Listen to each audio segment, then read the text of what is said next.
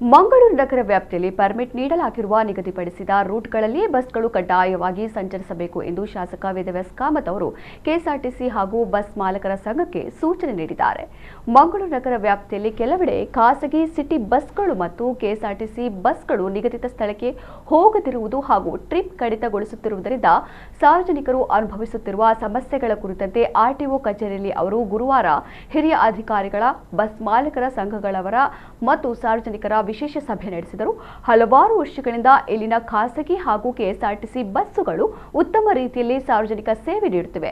ಅದರ ನಡುವೆ ವಾರ್ಡ್ ಸಂಖ್ಯೆ 51ರ ಸರಿಪಲ್ಲ ಕನ್ನಗುಡ್ಡೆ, ವಾರ್ಡ್ ಸಂಖ್ಯೆ 53ರ ಬಜಾಲ್ ಪಡ್ಪು ಪಳ್ಳಕೆರೆ ಸೇರಿದಂತೆ ಶಕ್ತಿನಗರ, ಮರೋಳಿ ಭಾಗದಲ್ಲಿ ಪರ್ಮಿಟ್ ಇದ್ದರೂ ಬಸ್ಗಳು ಸರಿಯಾಗಿ ಕಾರ್ಯನಿರ್ವಹಿಸದಿರುವುದು ಸಮಸ್ಯೆಗೆ ಕಾರಣವಾಗಿದೆ. ಇಲ್ಲಿಂದ ಬಡ ಹಾಗೂ ಮಧ್ಯಮ ವರ್ಗದ ಜನರಿಗೆ ಶಾಲಾ, ಕಾಲೇಜು, ಆಸ್ಪತ್ರೆ, ಕಚೇರಿ ಸೇರಿದಂತೆ ಅಗತ್ಯ ಸಂದರ್ಭಗಳಲ್ಲಿ ಬಸ್ ಸಂಚಾರವೇ ಆಧಾರವಾಗಿರುವುದರಿಂದ ಬಸ್ ಮಾಲಕರ ಸಂಘದವರು, ಅಧಿಕಾರಿಗಳು ಅತ್ಯಂತ ಮುತುವರ್ಜಿಯಿಂದ ಕಾರ್ಯನಿರ್ವಹಿಸಬೇಕಾದ ಅಗತ್ಯವಿದೆ ಎಂದು ಹೇಳಿದರು. ಮುಂದಿನ 15 ದಿನಗಳ ಒಳಗಾಗಿ ಕೆಎಸ್ಆರ್ಟಿಸಿ ಹಾಗೂ ಖಾಸಗಿ ಬಸ್ಗಳು ನಿಗದಿಪಡಿಸಿರುವ ರೂಟ್ಗಳಲ್ಲಿ ಕಡ್ಡಾಯವಾಗಿ ಸಂಚರಿಸುವಂತೆ ಕ್ರಮ ಕೈಗೊಳ್ಳಲಾಗುವುದು. ಇಲ್ಲದಿದ್ದಲ್ಲಿ ಅಂತಹ ಪರ್ಮಿಟ್ಗಳನ್ನು ಹಸ್ತಾಂತರ ಮಾಡುವ ಪ್ರಕ್ರಿಯೆ ನಡೆಸಲಾಗುವುದು ಎಂದು ಆರ್ಟಿಒ ಅಧಿಕಾರಿ ಸಭೆಯಲ್ಲಿ ತಿಳಿಸಿದರು.